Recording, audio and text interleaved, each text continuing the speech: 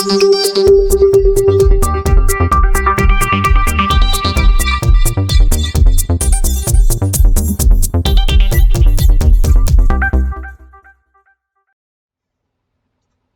masih ingatkah dengan bantuan UMKM sebesar 2,4 juta rupiah yang dilakukan oleh pemerintah sejak pertengahan tahun 2021 lalu? Kabarnya pemerintah akan meneruskan program bantuan produktif usaha mikro atau bantuan langsung tunai UMKM pada tahun 2022 ini.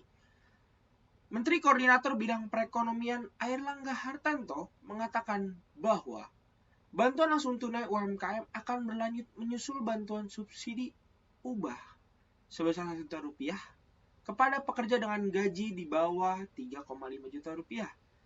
Pemerintah juga telah menyiapkan bantuan lain yang masuk dalam program pemulihan ekonomi nasional, baik bansos reguler maupun bansos yang hadir pada saat pandemi COVID-19 ini. Bansos tersebut berupa kartu sembako kepada 18,8 juta rupiah, lalu PKH tambahan 2 juta KPM, bantuan langsung tunai minyak goreng sebesar Rp300.000 untuk 3 bulan, dan bantuan subsidi upah sebesar Rp1 juta. Diketahui pemerintah telah menyiapkan dana program PEN ini mencapai Rp455,62 triliun. Namun realisasinya baru mencapai 29,3 triliun saja atau sekitar 6,4% dari total keseluruhan. Lalu apakah program pemerintahan ini sudah tepat atau bisa dibilang program pemerintahan ini sudah sesuai dengan apa yang harus dilakukan oleh pemerintah dalam menaikkan perekonomian negara? Selanjutnya kita akan mewawancara salah satu pelaku UMKM yang ada di Bilangan Jakarta. Namun sebelum itu, saksikan pesan-pesan berikut ini.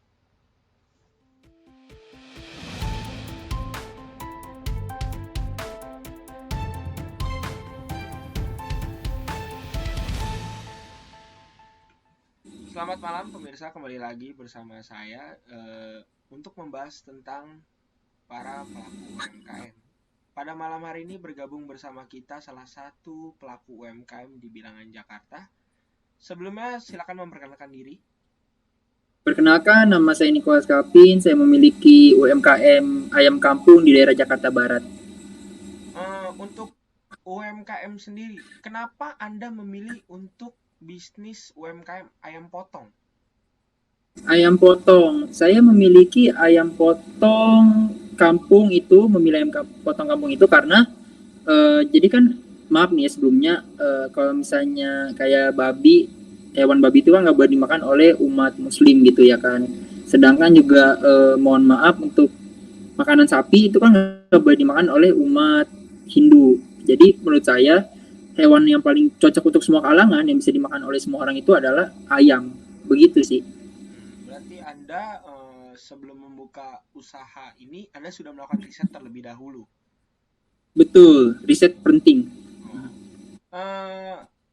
Jika kita melihat ke belakang, pemerintah sempat memberikan statement bahwa akan diberikan bantuan langsung secara tunai kepada para pelaku UMKM sebesar 2,4 juta yang pada tahun 2021 itu sempat terlaksana dan akan dilanjutkan di tahun 2022 sebesar 1 juta rupiah untuk para pelaku UMKM. Apakah Anda sebagai salah satu pelaku UMKM di Jakarta mendapatkan bantuan tersebut? Untuk UMKM saya tidak mendapatkannya. Berarti secara gambaran bahwa Anda memang tidak mendapatkan informasi tentang hal tersebut atau tidak ada bantuan secara langsung di tempat Anda? Saya kurang tahu sih ya, kalau saya sih tidak dapat itu. Mungkin bisa jadi dia memberikannya ke UMKM itu yang benar-benar sudah kesulitan dalam memajukan perdagangannya itu. Kalau saya kan masih bisa survive lah kalau saya. Begitu. Berarti jika kita bicara dengan pandemi ini dari new normal ke era new normal, ada gak sih hambatan-hambatan yang terjadi terhadap usaha Anda itu sendiri? Oh, cukup. Hambatannya itu cukup parah ya, cukup drastis di dalam perekonomiannya. Saya itu harus muter otak banget memikirkan marketing pemasarannya, strategi pemasarannya agar orang-orang tuh tetap membeli ayam kampung saya gitu, ayam potong kampung saya. Karena kan orang di dalam pandemi itu kan pasti menghemat uangnya ya, menghemat uang dalam segi apapun, dalam segi makanan pun juga pasti mereka tuh menghemat. Jadi ya saya muter otak batu untuk strategi itu. Untuk Anda sendiri, ada gak sih inovasi yang dilakukan waktu eh, pandemi itu, terutama kan ini saat ini sudah melakukan transisi ke era new normal ya. Ada gak sih inovasi yang Anda lakukan untuk usaha Anda? Untuk inovasi yang saya lakukan sekarang ini melakukan penjualan melalui e-commerce sih, begitu. Oh, berarti e-commerce ini berdampak banget nih untuk usaha Anda. Eh, jadi e-commerce ini itu saya belum menjalankan, tetapi beberapa hari ke depan saya akan menjalankannya. Saya udah planning planning A, planning B, begini-begini untuk e-commerce saya, begitu. Berarti kalau bisa dikatakan di era pandemi ini dan melakukan transisi ke era new normal ini, ada gak sih dampak positifnya gitu bagi usaha Anda? Dampak positifnya cukup banyak juga ya. Jadi perekonomian pun mulai kembali bangkit lagi, mulai kembali normal lagi begitu. Jadi kalau dulu di masa pandemi itu kan toko-toko makanan itu nggak bisa dine in kan ya. Jadi saya sebagai supplier ayam kampung potong ini pun juga berkurang untuk menyuplai orang-orang ini. Sedangkan kalau sekarang udah masuk ke masa new normal, dining kan sudah dibolehkan kembali kan. Nah, jadi itu usaha-usaha restoran itu pun juga kembali mengambil ayam kampungnya ini kepada saya juga. Cukup begitu sih.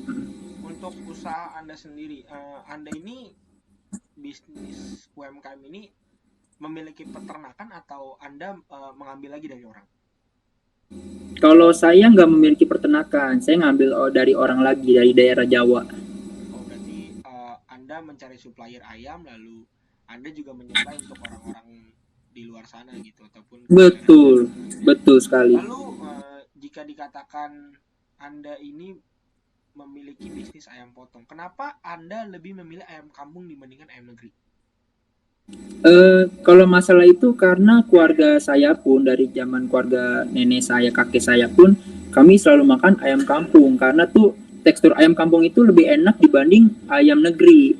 Nah, maka daripada itu saya pun bersama keluarga saya memilih untuk mengembangkan bisnis di ayam kampung dibandingkan ayam negeri, begitu. Oh, ada gak sih hambatan pada saat awal-awal Anda merintis usaha ayam kampung ini? Untuk hambatan di awal-awal tuh pasti ada ya. Pasti semua UMKM pun juga ada, bukan termasuk saya doang. Jadi itu masalahnya itu udah pasti di customer. Pasti awal-awal itu sangat sedikit sekali untuk customer membeli gitu. Nah, di situ pun saya pun juga harus memutar strategi bagaimana para customer untuk membeli barang di ayam kampung ini di saya, begitu. Apakah modal yang dikeluarkan untuk membuka usaha bisnis ayam potong ini cukup besar? Untuk modalnya ya, untuk zaman sekarang ya di tahun 2022 ini yang udah mulai modern, cukup besar sih menurut saya. Sekitar kalau bisa dihitung sekitar 50 sampai 70 juta lah minimal. Karena kan kita perlu modal untuk sewanya atau kita mau membeli rukonya atau apa atau karyawannya, modal-modal barang-barangnya. Ya seperti itulah, cukup banyak. Berarti kalau bisa dikatakan 50 sampai 70 juta itu sudah mencangkup biaya operasional secara keseluruhan. Betul, sudah. Berarti kalau bisnis ayam potong ini sendiri ada untungnya gak sih? Kalau untung sih kalau berbisnis itu ya menurut saya tuh pasti ada untung, pasti ada rugi. Tetapi kalau saya itu menggunakan metode quantity. Jadi saya nggak mainin price. Saya nggak ngambil untung price gede, tapi saya mainin kuantitinya seperti itu. Berarti lebih mengedepankan mengambil ayam yang banyak terlebih dahulu, lalu dengan harga yang pasarannya itu, tapi tidak mengambil untung terlalu banyak. Betul, betul. Berarti kalau dapat dikatakan seperti itu, bahwa usaha ayam potong ini perlu waktu yang cukup panjang dong untuk mendapatkan kembali modal yang telah dikeluarkan. Cukup panjang sih, cukup panjang, iya. Lalu kalau pemerintah sempat mengeluarkan statement bahwa semua pelaku UMKM ini perlu didorong lagi perekonomiannya agar mendapatkan pelanggan kembali. Apakah ada gitu di daerah tempat Anda berjualan kayak semacam cara gitu? Apakah sudah dimulai oleh pemerintah gitu? Apa atau belum? Oh, kalau di daerah saya ya, di daerah saya berjualan sih belum ada sih dari pemerintah rencana-rencana untuk memajukan perekonomian UMKM itu belum ada sih.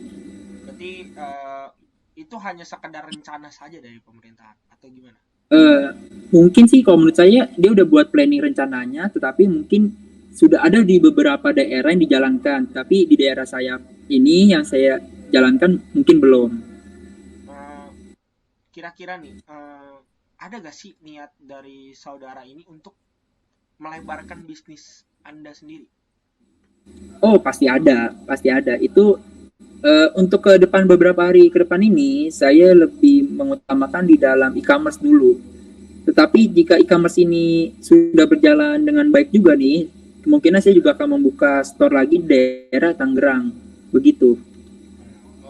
Eh, Kira-kira nih, bagaimana pandangan Anda terhadap rencana pemerintahan itu sendiri, terutama bagi para pelaku UMKM ya? Rencananya yang bagaimana? Ya, misalkan kayak mendongkrak perekonomian, memberikan bantuan, bagaimana pandangan Anda itu sendiri? Oh, menurut saya itu justru bagus banget. Karena kan ada juga beberapa UMKM tuh yang nggak bisa survive pada masa pandemi beberapa lalu ini kan. Nah, itu tuh pemerintah itu juga harus membantu untuk beberapa UMKM ini tetap survive gitu, tetap bisa bisnisnya berjalan dengan baik gitu. Begitu bagus sih menurut saya.